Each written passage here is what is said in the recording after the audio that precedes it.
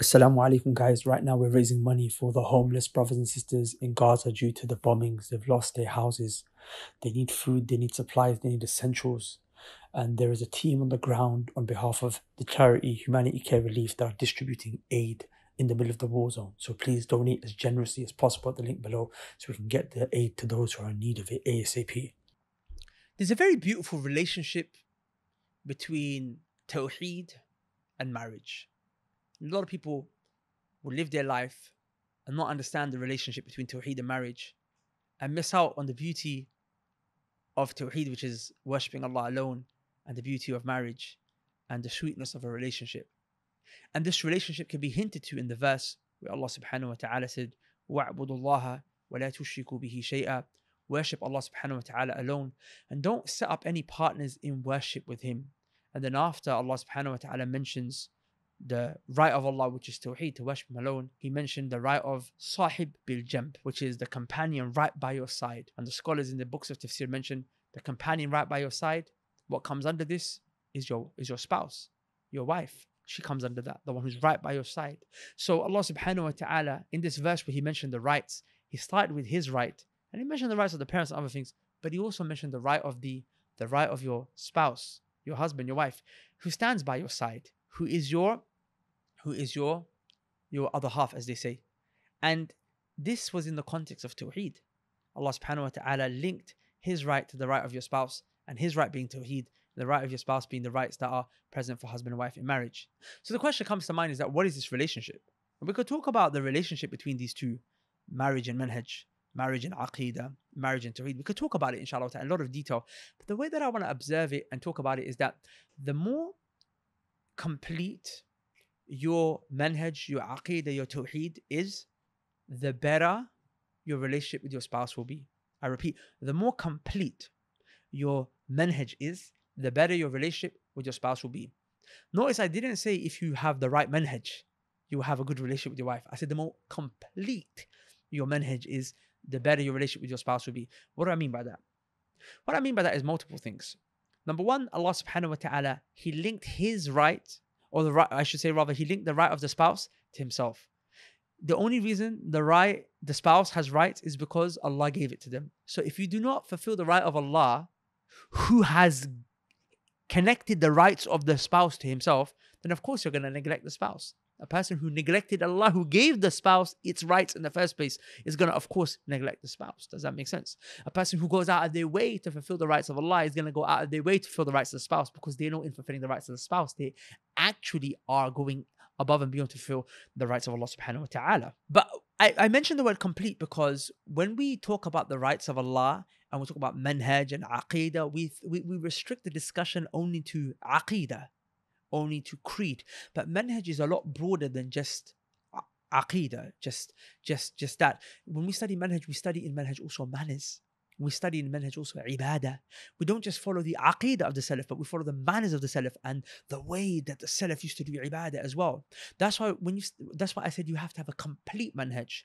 Aqidah is a part of manhaj, but it's not the entirety of manhaj. So when a person has, I remember Tawheed is all these areas of religion. Having a good aqidah is a part of Tawheed. Having good manners is a part of Tawheed. And worshipping and being a person who worships Allah subhanahu wa ta'ala in a good way is also a part of Tawheed.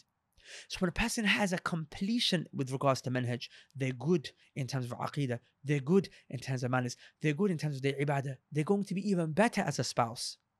Why? Because remember, the Prophet ﷺ did tell us that if a man comes to you asking for your daughter and you're pleased with his manners and his religion, then you should marry him off. Manners was mentioned alongside religion because manners is also a part of manhaj. Manners is a necessary part of marriage. And we find that our relationships suffer because we have poor manners. We have poor manners in terms of the deen in general. We have poor manners in terms of our relationships.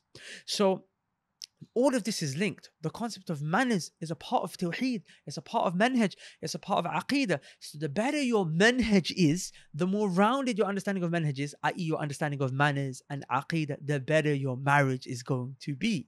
So this is one angle that there is a beautiful relationship between manhaj and marriage. Now, my brothers and sisters, these are two areas that are so important and they're linked, but they're very, very misunderstood and very neglected. For that reason, the first time, inshallah ta'ala, we're doing something unique on the Knowledge College. We're going for a 30-day seminar studying manhaj and marriage for the hope that you guys, inshallah ta'ala, will be able to perfect your manhaj and perfect your relationships, but at the same time know that both are connected in one way. In fact, many ways. The book that we're going to go through in terms of studying manhaj is the book by Imam Abdul Rahman Nasir al-Sa'di. It's called Manhaj al-Haqq. It's a poetry where the Imam goes through aqeedah, he goes through manners, he goes through how to worship Allah subhanahu wa ta'ala, dhikr and so much. Wallahi, it's a beautiful book. It's a beautiful aqeedah book. It's a beautiful manhaj book because it goes above and beyond our normal understanding of what just manhaj is. Above and beyond just, masail of aqeedah. And that's not undermining aqeedah. Aqeedah is, of course, the most important thing here, aqeedah and tawheed, but it goes into other things as well. The second book is a book called Adab al-Zafaf by Imam al-Albani. This is a book that he wrote for his student when his student was getting married. It was like a gift he was giving to his student. Why? It was because he wanted him to know how to start off his relationship from the wedding night, from the first night. You see, the relationship between husband and wife starts from the first night. So in the first night, there is manners in terms of certain acts of worship that you need to do as husband and wife, certain sunan, and there's intimacy that takes place on the first night. So the manners of intimacy, some of the do's and don'ts of intimacy.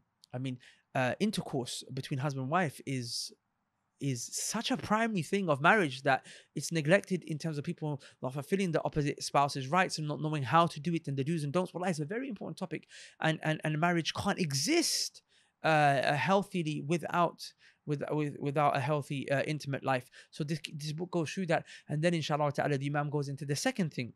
The first night is intimacy and also tahara, how to do tahara after intimacy, and many other things connected to that. The rights of the spouse will be discussed in general and whatnot, but also the walima, because the walima happens after the wedding night, generally speaking, happens after the consummation of the marriage, generally speaking. So what are the do's and don'ts of the walima? What are things that are recommended? What are things that you must do? What are things that are absolutely things that you must not do, that are important to know? Because if you get this wrong, imagine you're starting your marriage in sin, or devoid of barakah, devoid of the barakah of the sunnah of the Prophet ﷺ.